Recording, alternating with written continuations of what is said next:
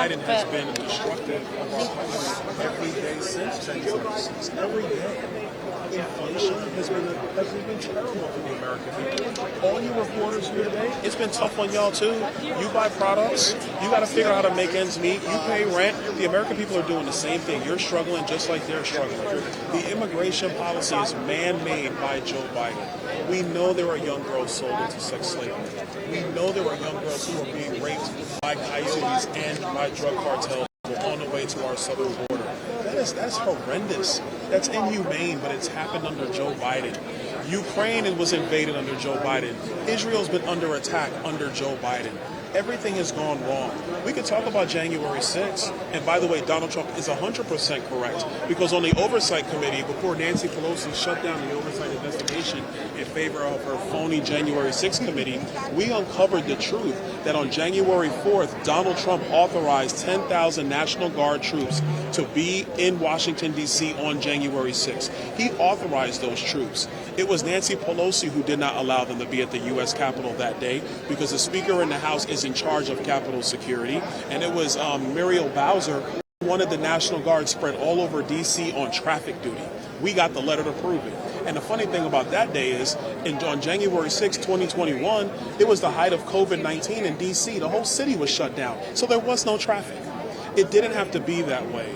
But if the Democrats want to focus on January 6th, instead of what's happened in the 4 years since that time and what's happened to the American people, it is no wonder they have lost the confidence of the American people, and that's why the American people want Donald Trump back in office. Congressman, good to see you, of course. Will Joe Biden still be dominating the Democrats by the time the second debate comes around? That's not my question to answer. I'm not going to get into that.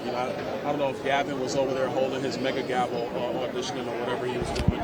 But let me be perfectly clear. Whether it's Joe Biden, Kamala Harris, Gavin Newsom, Gretchen Whitmer, it does not matter. The agenda remains the same. The only difference is maybe Gavin and Gretchen or Kamala won't look lost in front of the world.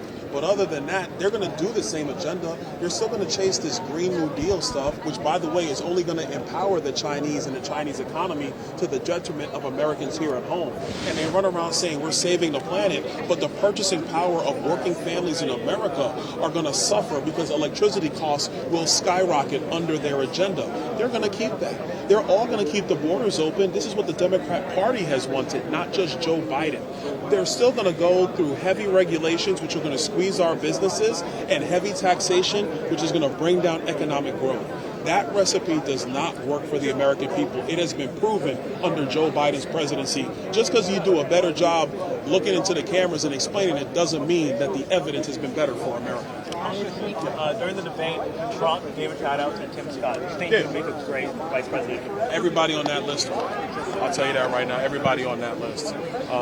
Anybody would do a significantly better job than what's happening right now. President Trump, there were a few things, a few stretches of or versions of the truth that he included. What do you say in terms of defending that, right? Saying 18 million people crossed the border. That's not true. 18 million people haven't.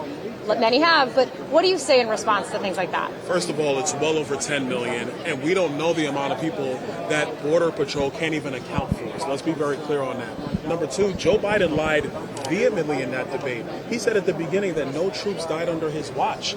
That is a lie.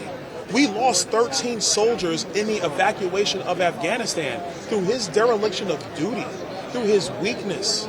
It was a catastrophe what happened to our country. He lied about that to the entire world. We were all in the back room listening like, wait a minute, did he just say no troops? Because that's a lie. We got to ask ourselves if that's what he said. At the end of the day, when you're looking at immigration policy, we have more than 10 million people who are coming in because Joe Biden wanted to open the doors. That's what he wanted to do. And now he wants to blame everybody else for comprehensive immigration reform not being passed. Well, you know what? In the last Congress, Nancy Pelosi was speaking. What do you think about Joe Biden's performance tonight?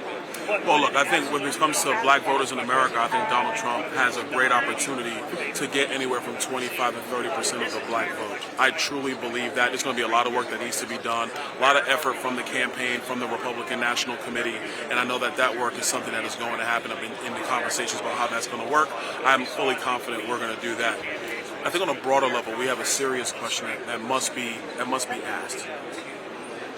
can Joe Biden do this job for 4 more years? Listen, I was on Twitter, not with political people on Twitter, like looking at normal people on Twitter and their comments. People were astounded by what they saw from Joe Biden. I think the Biden campaign came out and said something about how he had a cold. Come on, man. Everybody's had a cold. This is the big time. This is the big time. You knew Michael Jordan was that dude when he had the flu and still gave the Utah Jazz 45 points. When you're that dude, cold or not, you show up and you perform and you get the job done. That is not Joe Biden. And so I think black voters are looking at that. I think the American people are looking at that right now. And they're saying, man, we can't continue this. But there are some saying that the black voters don't go out then if they're not having the pressure to go out and vote. What do you say to those? Well, that's where, to my first statement, that's where you got to have the get out the vote